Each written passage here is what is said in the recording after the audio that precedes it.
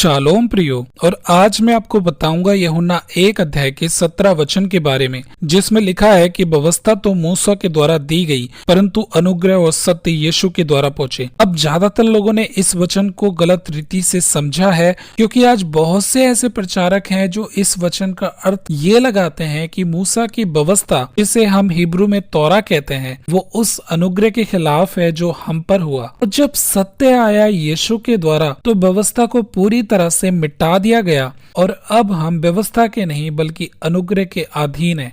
आप खुद ही गहराई से सोचें, क्या ये वचन की सही इंटरप्रिटेशन है? और यूहन्ना भी, जिसने इस पत्री को लिखा, जो कि खुद भी एक यहूदी है और व्यवस्था को मानने वाला था, क्या उसने इस तरह माना होगा जैसे कि आज की कलीसियाएं मानती और सिखाती हैं? वेल, मुझे नहीं पता कि इस पर आपकी क्या इंटरप्रिटेशन है, लेकिन मुझे यकीन है कि आज की ये वीडियो इस वचन को सही रीति से समझने में आपकी मदद करेगी। तो चलिए शुरू करते हैं बिना किसी देरी के। देखिए, परमेश्वर के वचन को समझने के लिए हमें 3 बातों पर ध्यान देना होगा। सबसे पहला, हमें पुराने नियम के वचनों को नए नियम के वचनों के साथ जांचना होगा। नंबर 2, ग्रीक शब्दों के अर्थों को भी देखना होगा। और नंबर 3, कॉन्टेक्स्ट पर ध्यान करना होगा। तो यूहन्ना 1:17 क्या कहता है, इसे समझने के लिए नंबर 1 से शुरू करते हैं। यानी कि हमें नए नियम के वचनों को पुराने नियम के वचनों के साथ जांचना होगा। जैसा कि हम जानते हैं कि यूहन्ना कहता है, व्यवस्था और अनुग्रह यीशु के द्वारा पहुंचे। इसका मतलब ये बिल्कुल नहीं है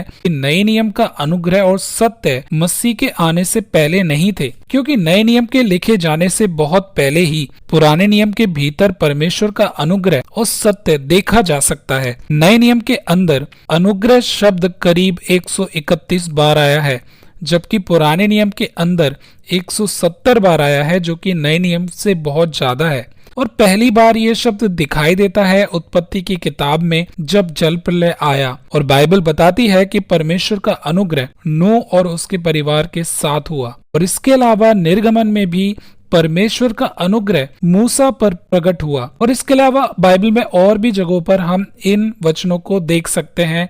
तो प्रियो, वैसे ही सत्य भी मसीह की आमद से पहले ही मौजूद था, और ये सत्य कुछ और नहीं बल्कि मूसा की व्यवस्था थी। जैसा कि भजन संहिता 119 में दाऊद कहता है, तेरा धर्म सदा का धर्म है और तेरी व्यवस्था सत्य है। तो एक यहूदी विश्वासी होने के कारण यूहन्ना को पता था कि अनुग्रह और सत्य जिसे मसीह लेकर आए, वो कोई नई बात नहीं थी, बल्कि वो तो पहले से ही थे, जिसका जिक्र बाइबल में कई जगहों पर किया गया है। और यही वजह है कि यूहन्ना खुद ये कहता है कि हमें व्यवस्था को मानना चाहिए और उस पर चलना चाहिए। पहला यूहन्ना 2:3 और 4 कहता है, जो कोई ये कहता है कि मैं उसे जान गया हूँ और उसकी आज्ञाओं को नहीं मानता, वो झूठा है और उसमें सत्य नहीं।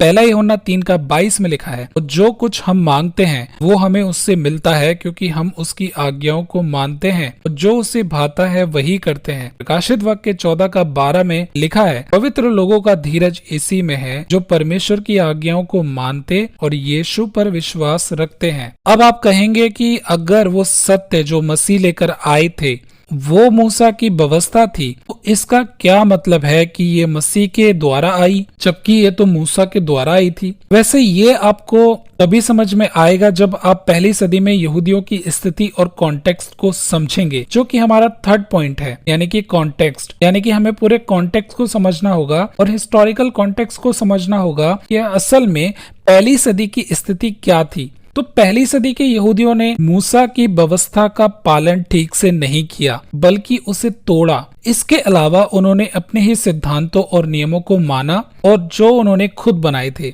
मरकुस 7 में मसीह ने ढोंगी फरीसियों से कहा कि तुम अपने ही बनाए नियमों को मानते हो और व्यवस्था को छोड़ देते हो। फरीसियों ने व्यवस्था के सच्चे प्रकाश को बुझा दिया था, क्योंकि वे अपने नियमों को मानने में ज्यादा दिलचस्पी रखते थे। लेकिन जब यीशु आते हैं तो उसी व्यवस्था की सच्चाई को लेकर आए, जो कि मूसा की व्यवस्था में पाई जाती है। इसलिए यीशु ने कहा था, ये ना समझो कि मैं व्यवस्था और नबियों की किताबों को लोप करने आया हूँ, बल्कि उसे पूरा करने आया हूँ। ग्रीक भाषा में पूरा करने का मतलब होता है पूरा पूरा प्रचार करना या पूरा पूरा सिखाना। यही शब्द पौलुस इस्तेमाल करता है जब वो रोमियो में कहता है कि उसने सुसमाचार को पूरा पूरा प्रचार किया। इसलिए यीशु ने व्यवस्था को लोप नहीं किया, बल्कि उसे वैसा ही सिखाया जैसा कि उसमें लिखा हुआ है। व्यवस्था का वो प्रकाश जो फरीसियों ने बुझा दिया था, मसीह ने उसे फिर से जलाया। उसने व्यवस्था के पूर्ण सत्य को प्रकट किया, व्यवस्था का वही सत्य जिसे भजन संहिता 119 में